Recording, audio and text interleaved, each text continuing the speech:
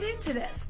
The first thing we need to understand is that targeted learning is engaging because we're talking about stickiness. How do we make this thing sticky? All right.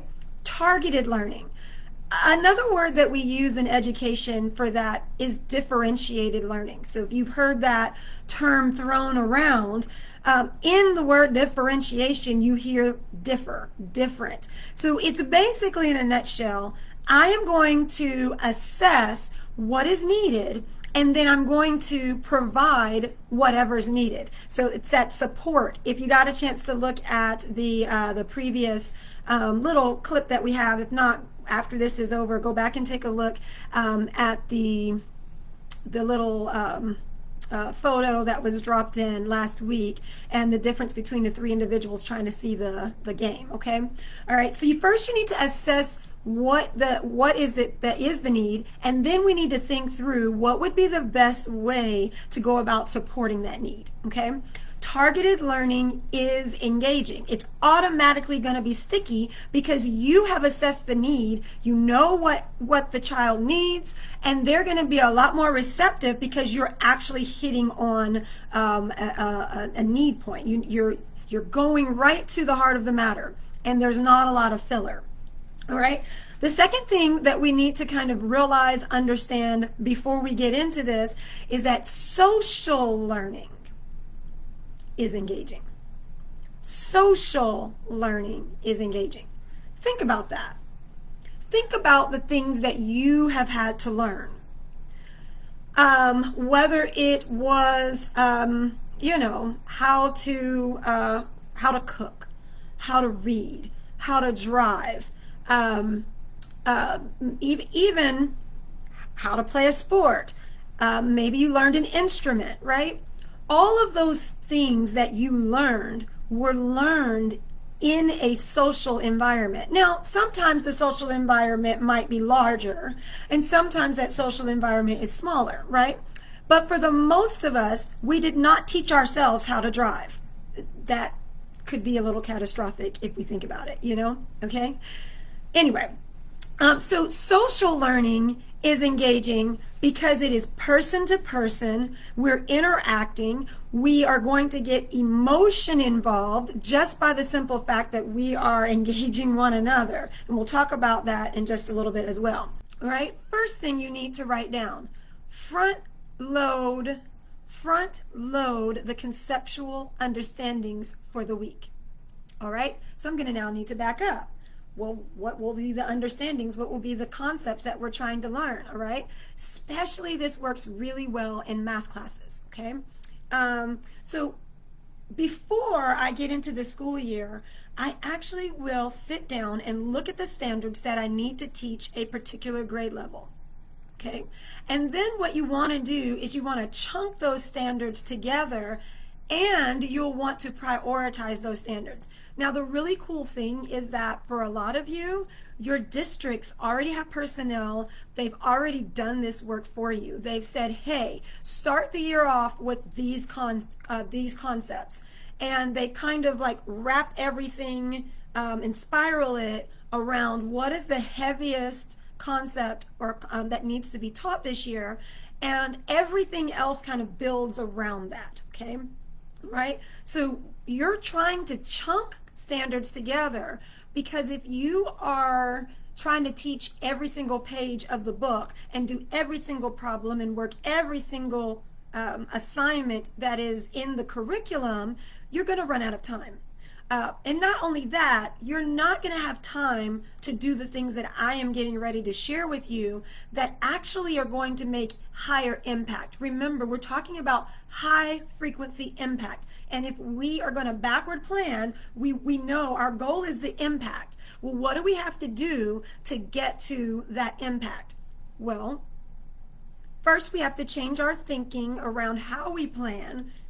Then we have to start making some moves, making some shifts and some pivots that will help us as well to understand how to chunk this material so we can work smarter instead of harder. And then we'll start to see those results making the impact, okay? All right, so I'm going to chunk these standards together, and then what I will do is I will like break them up into segments. So I will have a yearly overview plan, then I will have a quarterly plan, and it's basically like a pacing guide. Okay, so I take all of those the standards, chunk them, and then I split them into 4 quarters, right? And then I split those quarters into weeks. So the schools I worked at had 9 weeks in each quarter. So I basically looked at, okay, what do I want each week to look like? Okay, what is going to be the primary focus for that week? And I want to then, once I know, okay, these are the standards that I want to introduce, reinforce, or provide extra practice with. Okay, once I know the standards, then I'm going to say, okay, what skills, what specific skills do my students need to have mastery over? What specific skills do they need an introduction to? What specific skills do I need them to kind of dig back into their prior knowledge?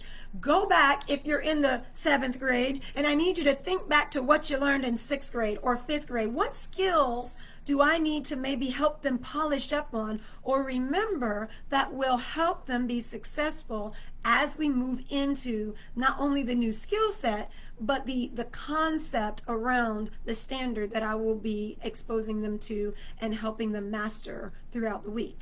Okay, so we're front loading this information in the week. So I will take the yearly plan, which I've split up into a quarterly plan, which I've split up into a weekly plan, and now I kind of want to then map out what will each day look like.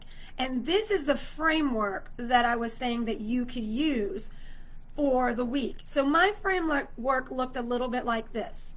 I front loaded all of the information that we would need in notes. These are guided notes that the students worked through, and they would go through everything from start to end. And I moved through it irrespective of whether the kids were getting it or not, but I helped them kind of make connections as to what we're learning and why we're learning it. Okay, all right, so that's front loaded. That happens Monday and Tuesday of each week. Okay, then when we get to Wednesday, we're going to start practicing the skill. All right, so Monday and Tuesday we're front loading. Wednesday, and I say sometimes Tuesday, like I'll front load, and then we'll get started with some of the practicing of the skills. So I need them to understand conceptually what we're going to be learning on Monday, as well as I will go back and review and make some connections. We're bridging between what we're learning this year and what we've previously learned in other years. All right, so I'm doing the bridging on Monday. I'm introducing the concept. That is going to be where they're taking those guided notes, they're responding, and they're not really having to really give me much. And then Tuesday, we'll wrap that up and start the practice of the skills that are needed. And then by the time we get to Wednesday, we are ready for applications. We are ready for applications of that concept. And this is where you get a chance to see, do the students really understand what you were teaching, or were they memorizing an algorithm, right? Okay, first step 1, then step 2, then step 3.